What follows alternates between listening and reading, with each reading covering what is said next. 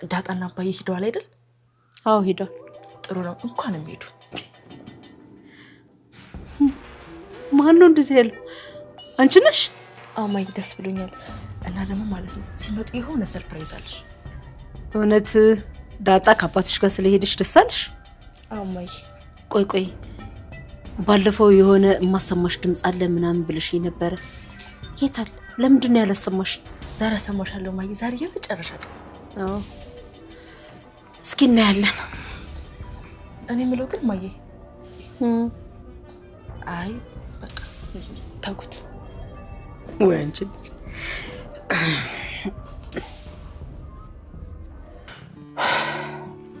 ይኸውልሽ ዳጣ፣ አደራ የምልሽ ነገር ምን እንደሆነ ታውቂያለሽ?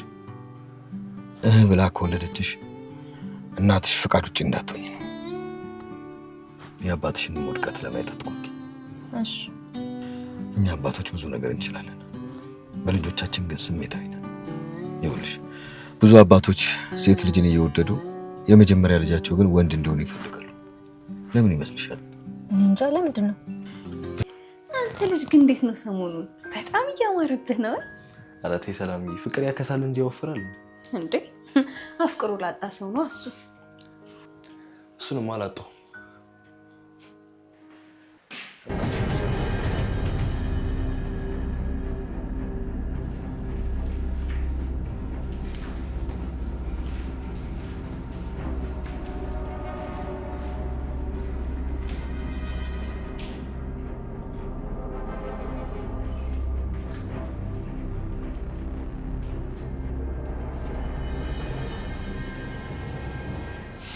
ናታን ደግሞ እኮ እንዴት ደስ እንደምትሉ። ዳጣ አቢጌል እዛ መኪና ውስጥ የድምጽ መቅጃዎችን እንደምታስቀምጥ ደረሰችበት። ደረጀ እንግዲህ ናታንና ዳጣ የዳጣ ክፍል ውስጥ ነው ስለ ፍቅር ሲያወሩና እዚህ ቤት ውስጥ እንደማንተዋወቅ ነው መሆን ያለብን፣ በፍጹም እንደዚህ ማውራት የለብንም ስትለው እሱ ደግሞ እኔ አልቻልኩማ ናፈቅሽኝ፣ ስለዚህ መታገስ አልቻልኩም እያለ እንግዲህ ናታን ሲቀበጣጥር አቶ ደረጀ ድንገት የዳጣ በር ላይ ተለጥፈው ያወሩትን ሁሉ አዳምጣቸዋል። ሰላም ጤና ይስጥልኝ ውዴ ቻናል የቤተሰቦች እንዴት ናችሁልኝ? እንኳን ወደ ሰብለይቱ በሰላም መጣችሁ። አቢጌል በባለፈው የሰጠህ ቢሞሪ እኮ ምንም ሙሉውን አልቀረጸልኝም፣ ስለዚህ ሌላ ቢሞሪ ያስፈልገኛል እያለች ከልጁ ጋር ስትጨቃጨቅ በስልክ ዳጣ ሰምታታለች።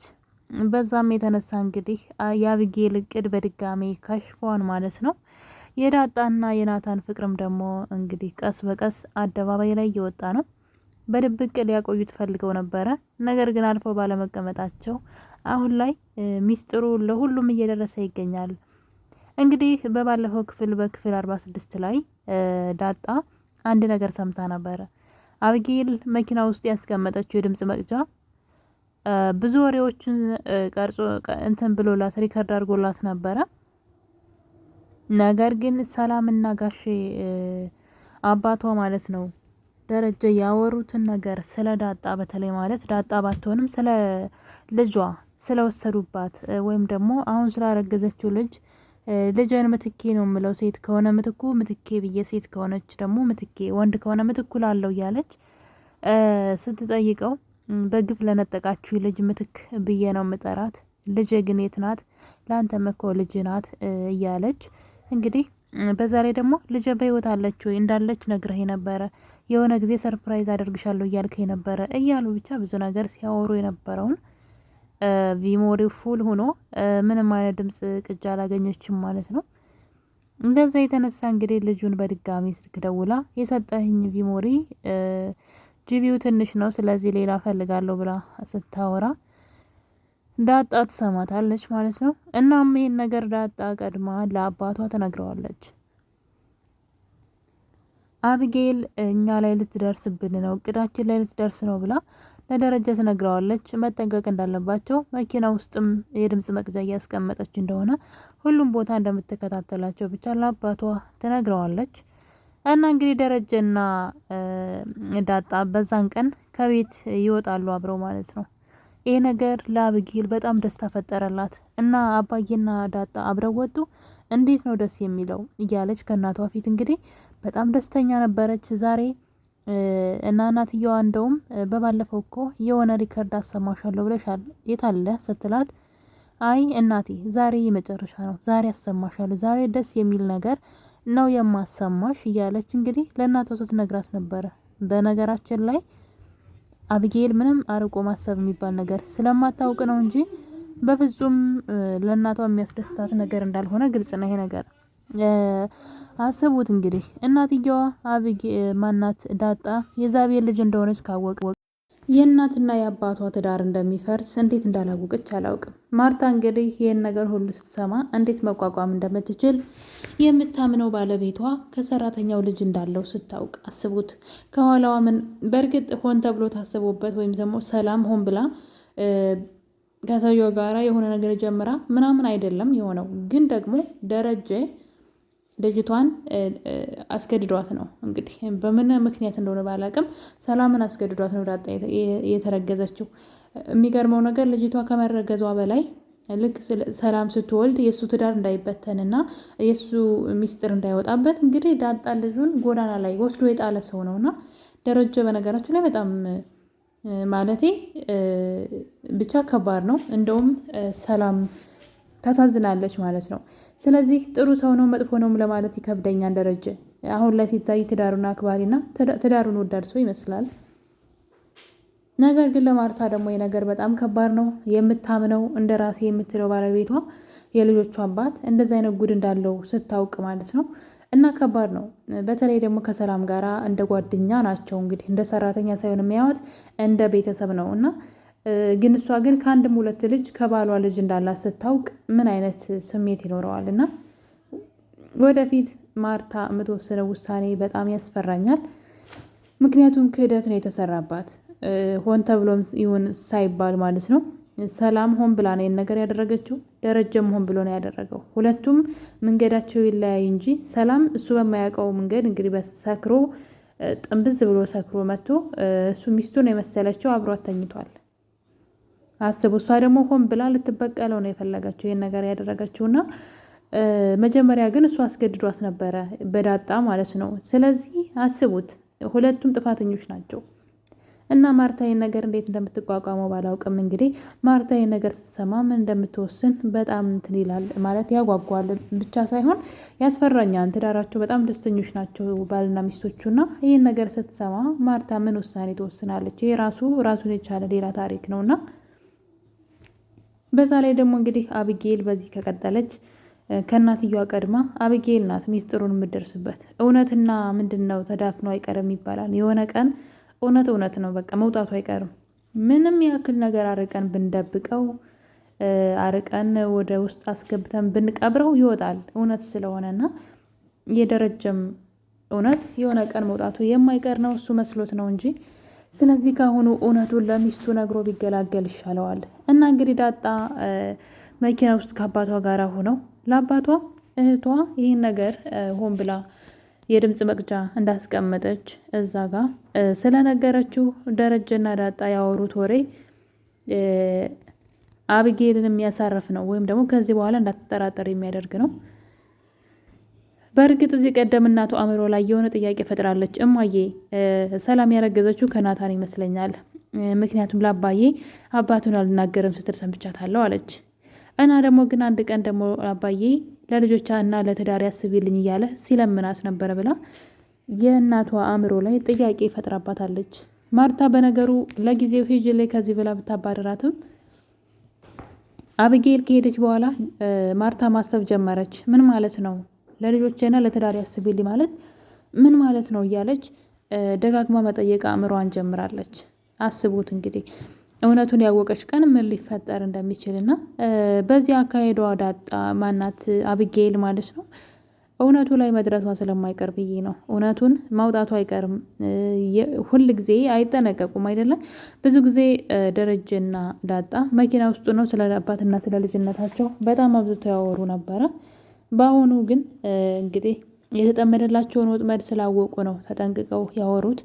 እንደውም ጭራሽ ሲሳይ ልጅ እንደሆነችና ሲሳይ ደግሞ ከሌላ እንደወለዳት ማለት ተደብቆ ከሚስቱ ውጭ ወልዶ እንደደበቃት እንደ ጣላት አይነትና ጨካኝ አባት እንደሆነ አንድ ቀን እንኳን መጥቶ የማይጠይቀኝ እያለች እናቷም ደግሞ ጥሩ ሰው እንደሆነች እናቷን ትዕዛዝ እንድጠብቅ እሱ ሲመክራት እያየን ነበር።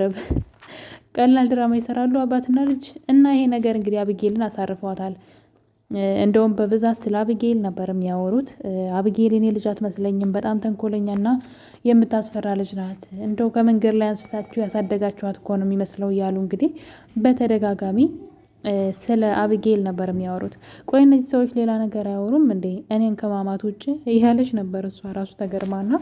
እንግዲህ በአሁኑ አልተሳካላትም አብጌል ከአንዴም 2 ጊዜ አድርጋ ምንም አይነት እውነት አላገኘችም። እንደውም በደንብ ልቧን የሚያሳርፍላት ነገር ነው ያገኘችው። ከዚህ በኋላ በዳጣና በአባቷ መካከል ምንም አይነት ግንኙነት እንደሌለ ተስፋዋን ቆርጣለች ማለት ነው። በዛ ላይ ሰላም ከማን ያረገዘችው የሚለው ከአባቷ አይን ላይ አይኗን አንስታለች፣ ከአባቷ ላይ ማለት ነው። አባቷንም ተጠረጥረው ስለነበረ ስለዚህ ማርታ ነገሩን ወይ ከደረጀ ከራሷ አንደበት ነው የምትሰማው በይቅርታ፣ ያለዛ ግን ወይ የሆነ ሚስጥር ራሷ ልደርስበት ትችላለች። ያኔ የዚህ ቤት ዳር አስጊ ላይ ነው የሚወድቀው። ይህንን አብጌል ብታውቅ ኖሮ በዚህ መጠን ሚስጥራውን ለማወቅ ባልጣረች ነበረ።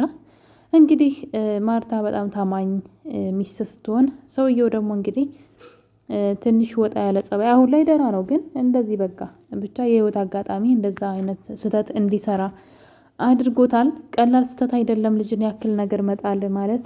ያው ነገሩ ከሆነ በኋላ ደግሞ ልጅን ያክል ነገር መጣል ምን አይነት ጭካኔ ነው! የሁሉ ሀብት እያለው በጣም ሲበዛ ሀብታም ነው ሰውየው፣ አስቡት። ይህ ሀብታም ሰውዬ እንግዲህ የገዛ ልጁን አውጥቶ እስከ መጣል ያደረሰው ምን ቢቸግረው ነው የሚለው። ሌላው ደግሞ እንግዲህ የሰላም እርግዝናሽ ላይ ምን አማረሽ እያለች እንግዲህ ማርታ ኪችን በመግባት ስራ እያገዘቻት ትገኛለች። ይህን ነገር ሳይ ግን በጣም ይህን እውነት ደግሞ ስትደርስበት ምን እንደሚሰማት እያሰብኩ ነበርና ማርታ በጣም ጥሩ ሰው ናት። የምሬን ነው የምላችሁ። ለሰራተኛ እንኳ እንዳሰሪ አክት አታደርግም፣ እንደ ቤተሰብ ነውና እንግዲህ ሰላም ምንድን ነው ያማረሽ ስትላት ይሄ እርሻ ላይ ያለ ቀይ አፈር በቃ እሱ ነው ያማረኝ አለቻት። እና እንግዲህ ውሃን እንድታመጣ ያዟታል። ውሃ እንደምታውቁት እንደ ስሟ ናት። እናም እንግዲህ አፈሩን ይዛ መታ እራሷ ስትመገበው እያየን ነበረ። ሌላው ደግሞ እንግዲህ የዳጣና የናታን የፍቅር ሁኔታ ነው። ሁሉም ሰው አሁን ላይ ምስጢሩን እያወቀባቸው መጥተዋል። ሁለቱ በድብቅ ፍቅር ጀምረው ነበረ። እዚህ ቀደም ማርታ ፎቅ ላይ ሆና ተመልክታቸው ነበረ። እናም ለደረጀ እንግዲህ አሁን ላይ ግን አብጌል እውነት አላት፣ ያየችውን ነገር ነው የተናገረችው። ሁለቱ የሆነ ግንኙነት አላቸው ብላ እንግዲህ ለደረጀ ነግረው ነበረ። ደረጀ ግን አይሆንም ደግሞ ከሆነም እኔ በራሴ መንገድ አጣራለሁ ብሏት ነበረ።